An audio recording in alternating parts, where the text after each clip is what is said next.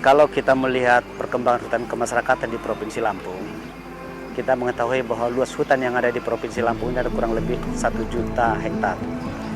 Kemudian diantaranya lebih banyak kawasan hutan konservasi dan hutan lindung.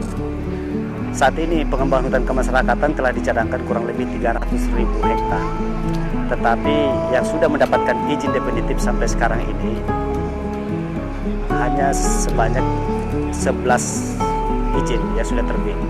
Kita harapkan model hutan kemasyarakatan ini menjadi satu model pengolahan hutan di Provinsi Lampung. Karena persoalan pertama yang kita hadapi di Provinsi Lampung adalah banyaknya okupasi kawasan yang sudah diokupasi oleh masyarakat dengan menanam jenis-jenis komoditi seperti kopi, coklat, dan lain-lain.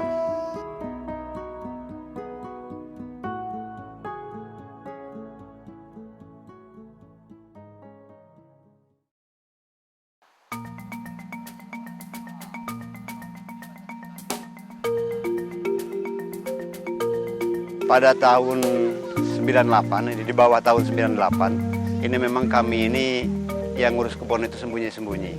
Sehingga banyak semak belukar, karena apa? Karena pada waktu itu semua yang ada di dalam HKM ini, dalam hutan kawasan ini adalah jenis perambah.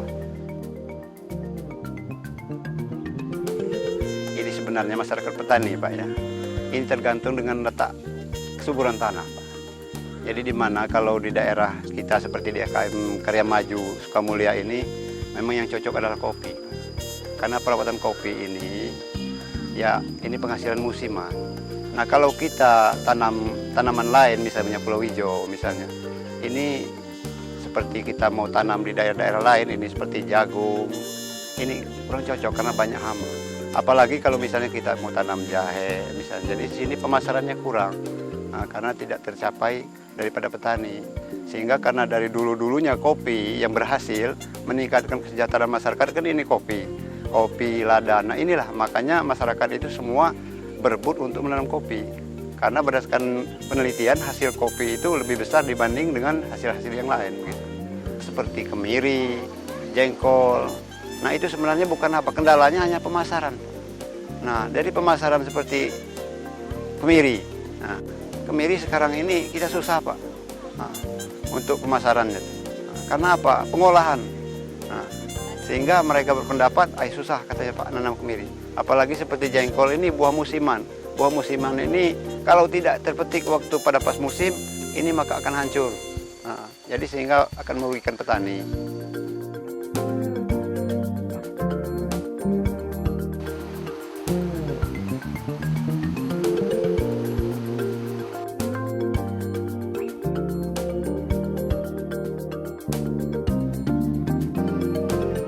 Pertama-tama tugas saya sebagai ketua kelompok, yakni mengasih masukan-masukan kepada anggota bagaimana cara istilahnya untuk berpola tanam yang bagus dan memberikan istilah mengajak kawan-kawan supaya untuk bertani yang benar kan.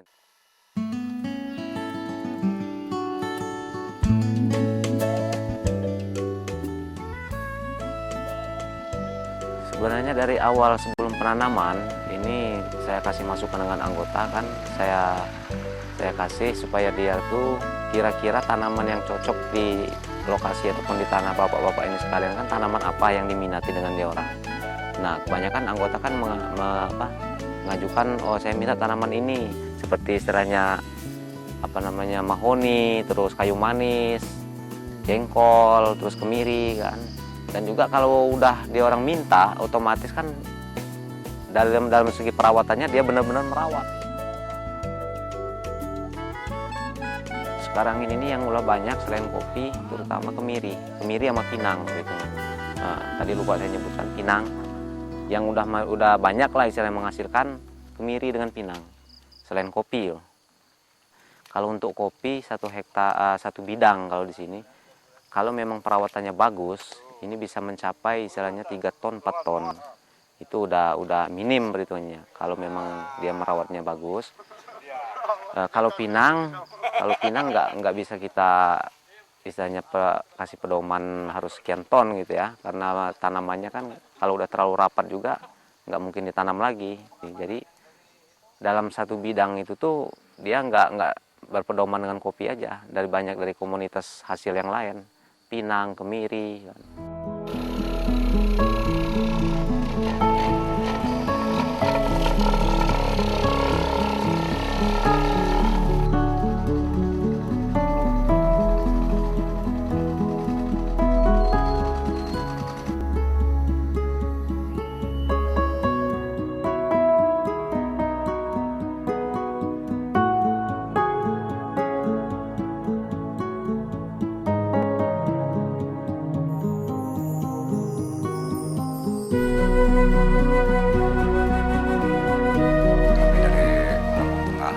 Desanya kebetulan Kampung Margajaya.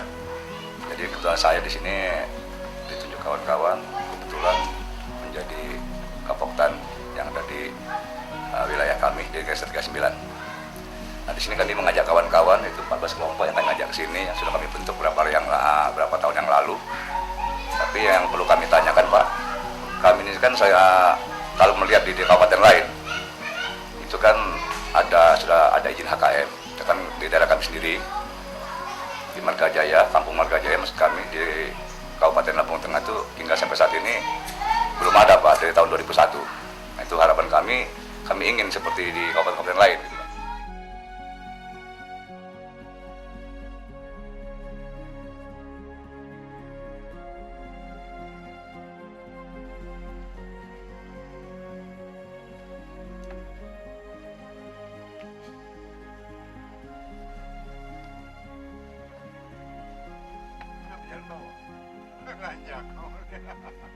Memang pernah kami mengadakan pembibitan swadaya.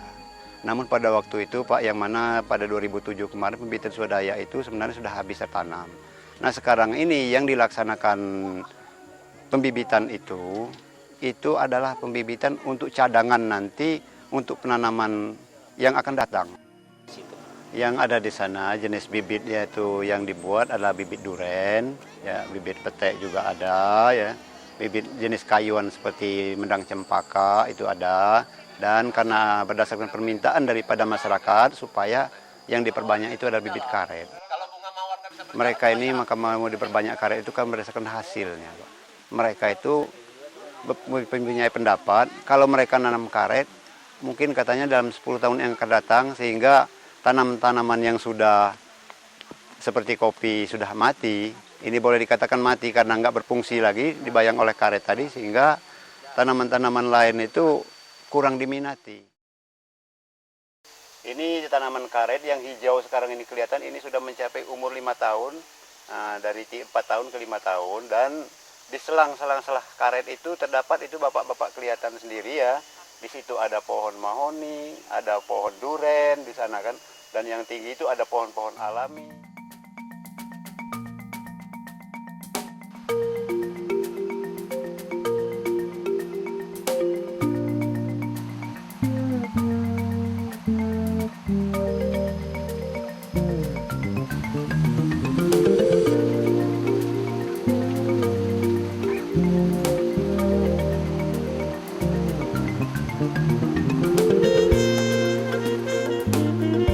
Pengaruh di HKM udah jelas kan, misalnya terbukti dari sekarang. Waktu sebelum HKM, debit air yang di sini ini kan masih tidak teratur perhitungannya kan. Tapi setelah diadakannya HKM sejak tahun 2000 perhitungannya kan, alhamdulillah nyampe sekarang ya debit air itu masih normal. Buktinya kan hujan besar gimana juga jarang terjadi banjir di sini kan. Walaupun misalnya kemarau gimana juga ya air nggak terlalu surut-surut benar kan.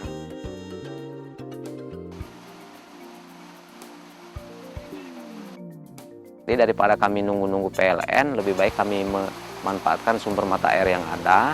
Dan alhamdulillah khusus daerah Gendot ini nih, mungkin kalau dihitung-hitung udah hampir sekitar 115 turbin berikut, ya 115 turbin berikut kincir kan itu. Seluruh Gendot, bukan hanya cuma Sukamulya aja. Yang alhamdulillah dia menggunakan tenaga air yang berasalkan dari HKM Sukamulya. Kalau pada 2 tahun yang lewat, ini mungkin masyarakat yang ada di dalam HKM ini, penggarap ini mempunyai taraf hidup kemiskinan di bawah 50%, sekarang ini bahkan mungkin hanya tinggal 20% lagi. Sehingga dengan adanya HKM ini, kesejahteraan masyarakat yang ada di dalam HKM ini benar-benar terjamin, Pak.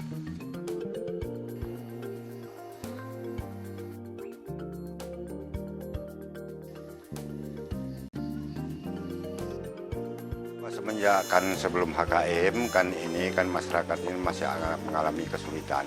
Namun setelah terbentuknya HKM ini, masyarakat itu sekarang sudah makmur ini, jadi sejahtera, dan hutannya juga tetap itu lestari.